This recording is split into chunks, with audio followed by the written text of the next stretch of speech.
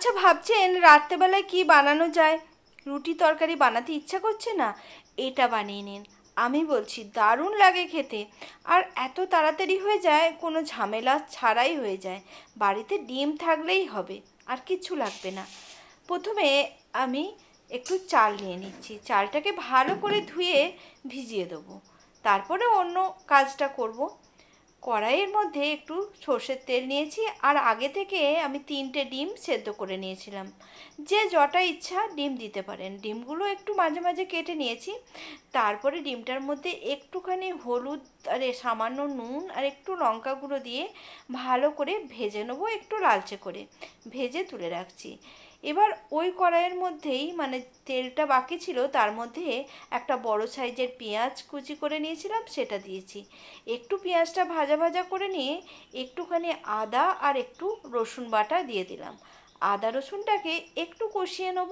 তারপর এর মধ্যে দিয়ে দিচ্ছি একটু হলুদ গুঁড়ো, আর দিয়ে দেবো একটু জিরে গুঁড়ো আর একটু ধনে গুঁড়ো, অল্প অল্প করে দেবো, আর একটু লঙ্কা গুঁড়োও দিয়ে দেবো পরিমাণ মতো। তারপরে সব মশলাটাকে ভালো করে কিন্তু কষিয়ে নেবো। কিছুক্ষণ কষানোর পর আমি দিয়ে দিচ্ছি এখানে একটা বড় সাইজের টমেটো কুচি করে দিয়ে দিলাম। এবার টমেটোটাকেও খুব ভালো করে মশলার সাথে মিশিয়ে নিতে হবে। টমেটোটাকে কিছুক্ষণ নাড়াচাড়া করে নিয়ে আমি দিয়ে দিচ্ছি এখানে নুন। নুনটা দিলে টমেটোটা খুব ভালো মতো করে গলে যাবে, তাই নুনটা দিয়ে দিলাম। এবার বেশ কিছুক্ষণ ধরে একটুখানি ভালো করে মিশিয়ে নিয়ে ঢাকা দিয়ে রেখে দেবো, যতক্ষণ না টমেটোটা পুরোপুরি গলে সেদ্ধ হয়ে যাচ্ছে বা মশলাটাও কষানো হয়ে যাচ্ছে। টমেটোটা একদম গলে গেছে, মশলাটাও খুব ভালো করে কষানো হয়ে গেছে। 2-4 বার নাড়াচাড়া করে নিয়েছি। তারপরে আমি এর মধ্যেই দিয়ে দিচ্ছি 2টো ডিমকে ভেঙে দিয়ে দিচ্ছি। এবার ডিমটাকে এই মশলার সাথে খুব ভালো করে মিশিয়ে নেবো। যতক্ষণ না ডিমটা একদম ভাজা ভাজা হয়ে যাচ্ছে, ততক্ষণ কিন্তু মশলার সাথে মেশাতে হবে। একদম শুকনো শুকনো কিন্তু করে নিতে হবে।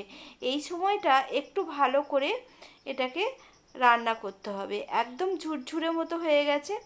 এবার এর মধ্যে দিয়ে দেবো চালটা, যেটা ভিজিয়ে রেখেছিলাম। পুরো চালটাই দিয়ে দিচ্ছি। তারপর চালটাকেও মশলার সাথে আবারও মিশিয়ে নেবো, মানে একটু নাড়াচাড়া করে চালটাকে মিশিয়ে নিচ্ছি মশলার সাথে।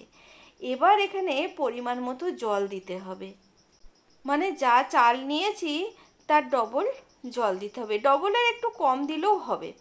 জলটা দিয়ে ভালো করে আবারও সব কিছুকে মিশিয়ে নিয়ে আমি দিয়ে দিচ্ছি একটু গরম মশলা গুঁড়ো, ওই 1 চামচের মতো গরম মশলা গুঁড়ো দিয়ে দিলাম। সেটাকেও ভালো করে মিশিয়ে নিয়ে গ্যাসটাকে মিডিয়াম ফ্লেমে রেখে এটাকে ঢাকা দিয়ে রান্না করতে হবে যতক্ষণ না ভাতটা তৈরি হয়ে যাচ্ছে। একদম ঝরঝরে ভাতটা তৈরি হয়ে গেছে। এবার এটাকে আরেকটুখানি নাড়াচাড়া করে নেব। একটু নাড়াচাড়া করে নিয়ে ভেজে রাখা ডিমগুলো এর মধ্যে দিয়ে দেবো। তারপরে আবারও ভালো করে ভেজে রাখা ডিমগুলোকেও ভাতটার সঙ্গে খুব ভালো করে মিশিয়ে নেব, কারণ আগে থেকে ডিম ভাজাটাও দেওয়া আছে। এবার এটাকে ঢাকা দিয়ে কিছুক্ষণ রেখে দেবো। তারপর গরম গরম স্যালাডের সঙ্গে পরিবেশন করুন।